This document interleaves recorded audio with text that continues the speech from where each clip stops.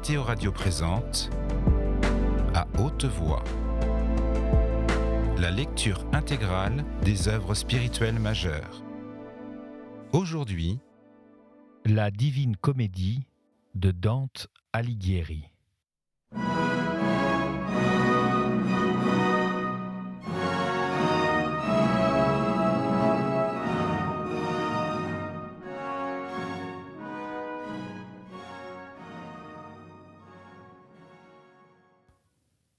Chant 8e. Le monde, en son péril, croyait que la belle Cypris, tournant dans le 3e épicycle, inspirait le fol amour. Ce pourquoi non seulement lui offraient des sacrifices et des hymnes votifs les peuples antiques dans leur antique erreur, mais ils honoraient aussi Dionée et Cupidon, celle-là comme sa mère, celui-ci comme son fils, et ils disaient qu'il s'assit dans le giron de Didon.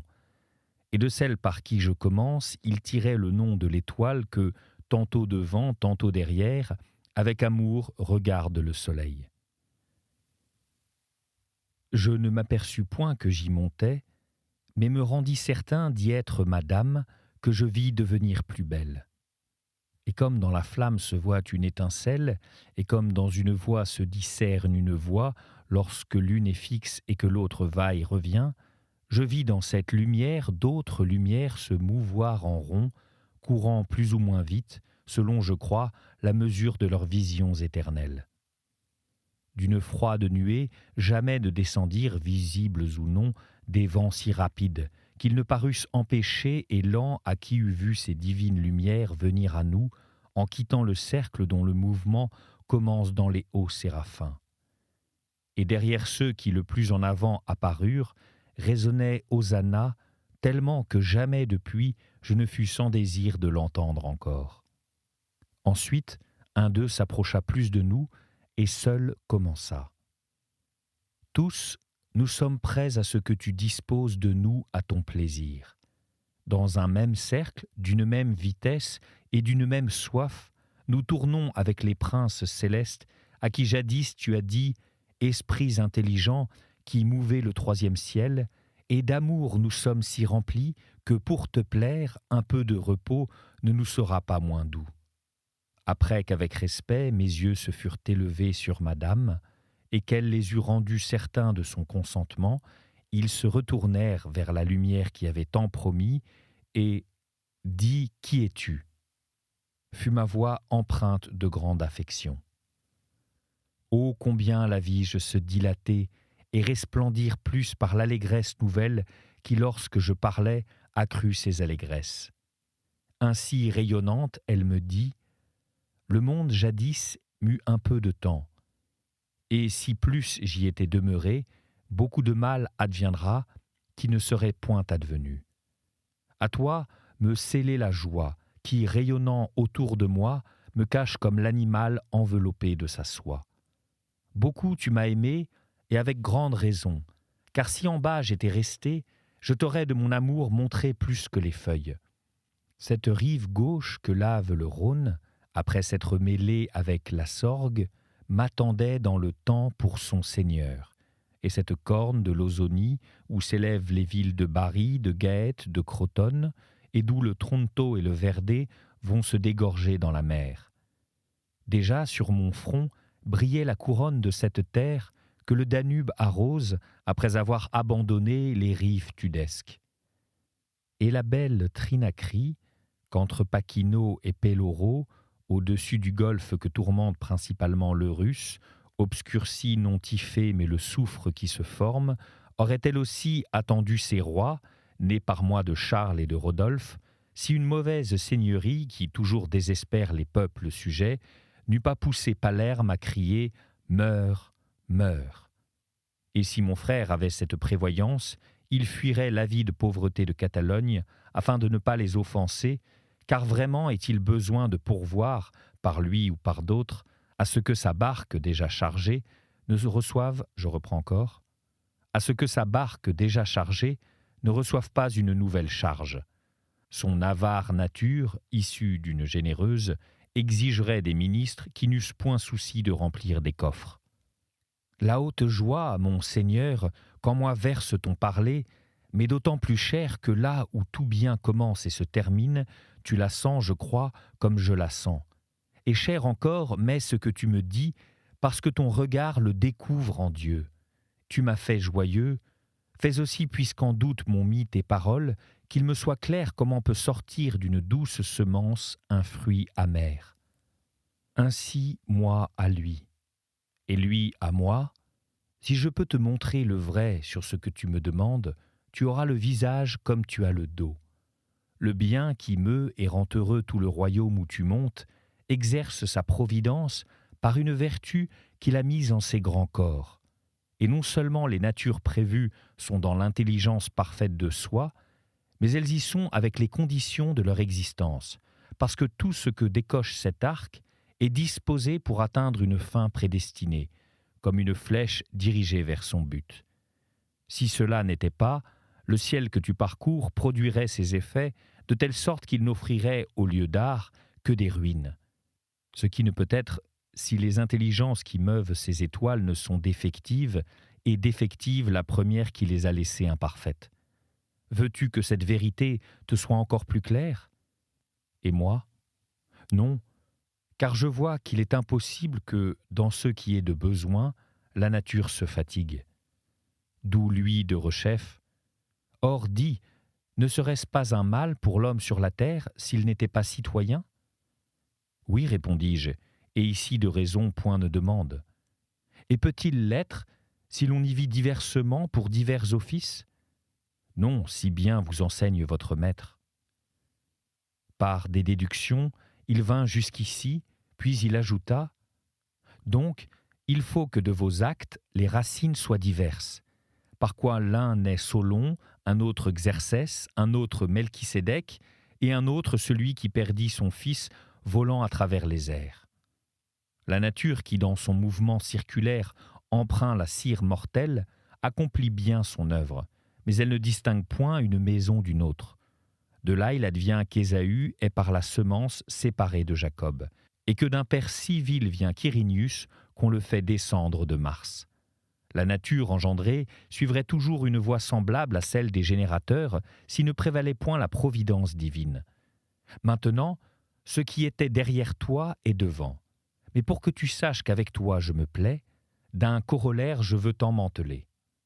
Toujours la nature, si elle trouve la fortune opposée, réussit mal, comme toute autre semence hors de son terrain.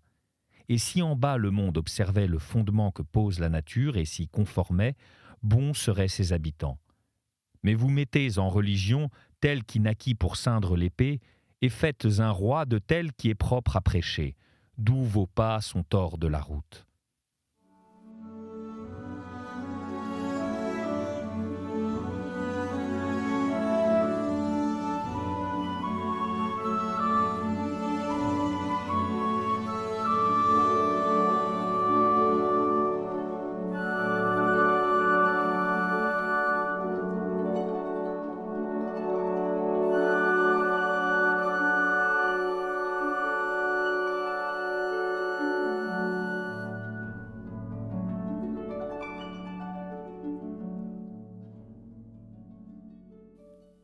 Chant 9e.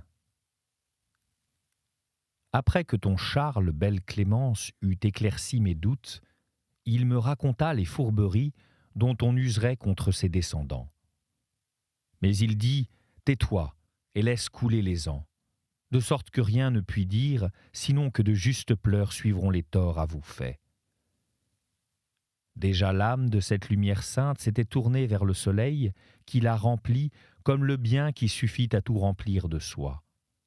Hélas, âmes trompées, folles et impies, qui de ce bien détournez le cœur, dirigeant vos regards sur les choses vaines.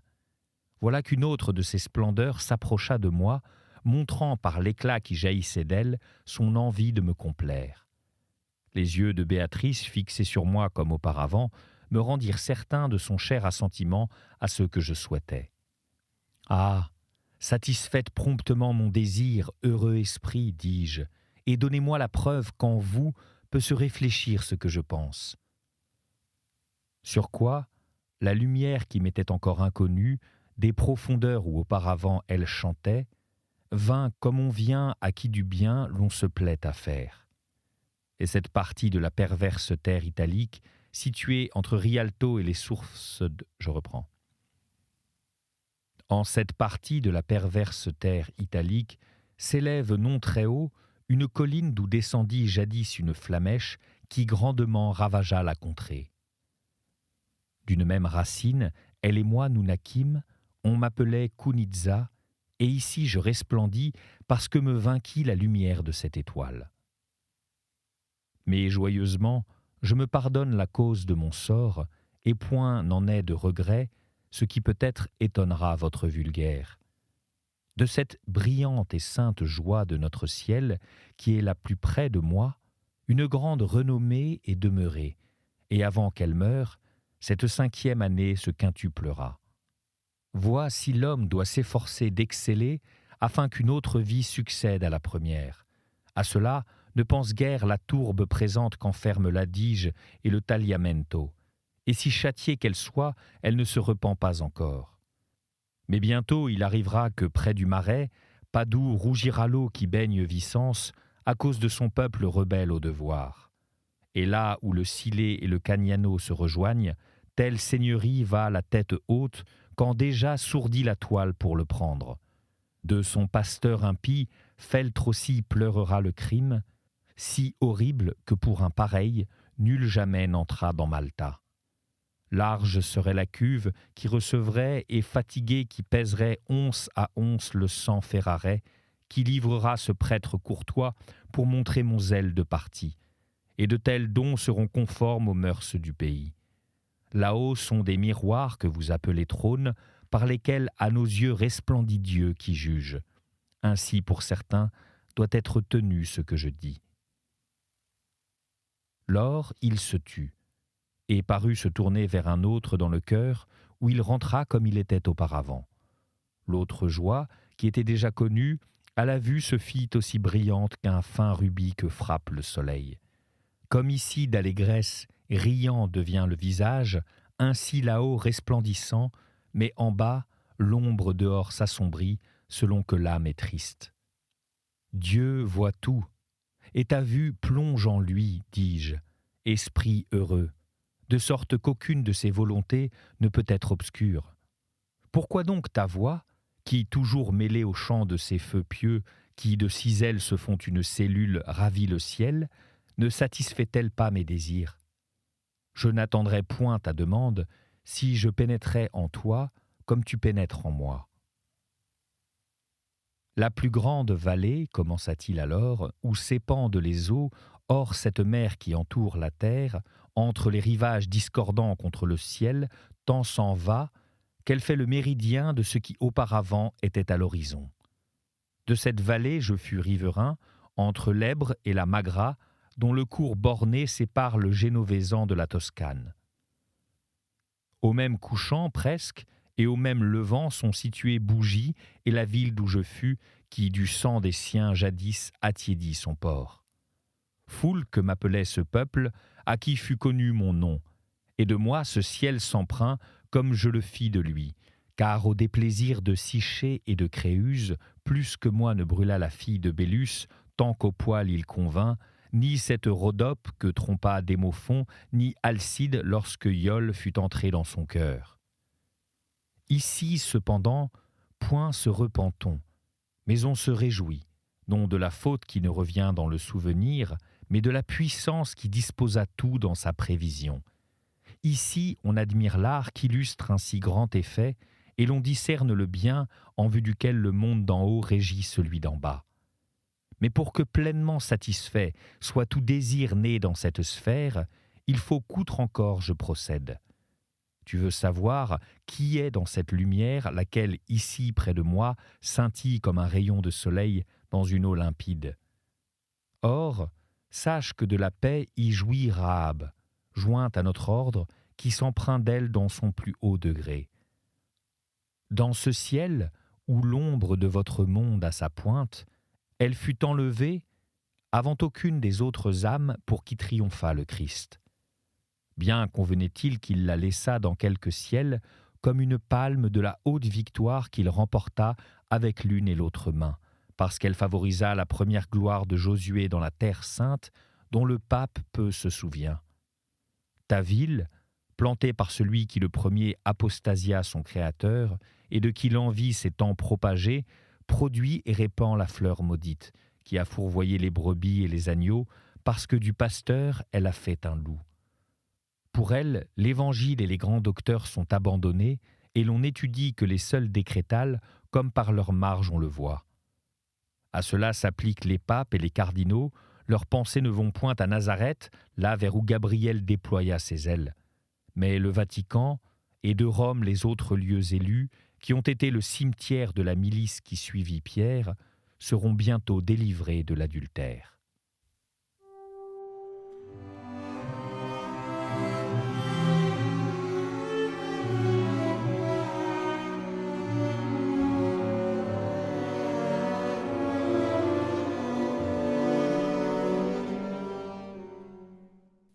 Chant 10e.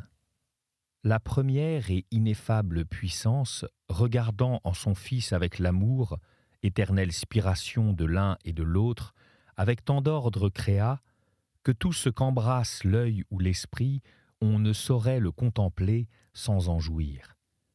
Lève donc, lecteur, avec moi la vue vers les hautes sphères, en ce point où un mouvement heurte l'autre, et là, commence d'admirer l'art de ce maître qui, au-dedans de soi, tant l'aime, que jamais il n'en détache ses regards. Vois comme de ce point s'écarte l'oblique cercle qui porte les planètes, afin de satisfaire au monde qui les appelle. Si leur route point ne s'infléchissait, de la vertu qui est dans le ciel, une grande partie resterait inutile, et presque toute puissance là en bas serait morte. Et si du cercle droit elle s'écartait ou plus ou moins, beaucoup et en haut et en bas en souffrirait l'ordre du monde. Maintenant, lecteur assis sur ton banc, goûte en ta pensée ces premières libations, si tu veux jouir longtemps avant de sentir la fatigue. J'ai servi la table. À toi désormais de te nourrir. Rappelle tout mon soin le sujet dont j'ai charge d'écrire. Le plus grand ministre de la nature, qui de la vertu du ciel empreint le monde, et avec sa lumière nous mesure le temps, jointe à cette partie mémorée plus haut, tournait dans les spires où plutôt se présente chaque heure, et j'étais en lui. Mais du monter je ne m'aperçus, comme avant le premier pensée on s'aperçoit de son venir. Et Béatrice, elle qui du bien au mieux si soudainement transporte, que son acte ne s'épand point dans le temps, combien de soi-même devait-elle être brillante. Ce que contenait le soleil où j'entrais, et ce qui s'y discerne, non par la couleur mais par la lumière, quelque appel que je fisse à l'esprit et à l'art et à l'expérience, je ne le dirai jamais de manière qu'on se l'imaginât. Mais on peut le croire, et que le voir on désire. Et que notre imagination reste au-dessous d'une si grande hauteur, ce n'est merveille, jamais œil n'ayant dépassé le soleil. Telle était là la quatrième famille du haut Père qui toujours la rassasie, montrant comment il spire et engendre. Et Béatrice commença « Rends grâce au soleil des anges, qui dans le soleil sensible t'a élevé par sa grâce. Jamais cœur ne fut si disposé à dévotion, ni si prompt à se porter vers Dieu en toute reconnaissance, qu'à ses paroles je le devins. Et mon amour en lui tout entier s'absorba tellement que Béatrice Et mon amour en lui tout entier s'absorba tellement que Béatrice s'éclipsa dans l'oubli. Loin que cela lui déplut, elle en eut tant de joie que l'éclat de ses yeux riant sur diverses autres choses attira mon esprit uni à Dieu. Je vis plusieurs splendeurs, dont la vive lumière vainquit celle du soleil, faire de nous un centre et de soi une couronne, plus douces encore de voix que brillantes à la vue.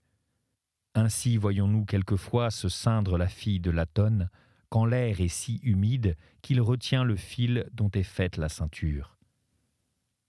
Dans la cour céleste d'où je reviens, se trouvent beaucoup de pierreries si précieuses et si belles qu'on ne peut les sortir du royaume.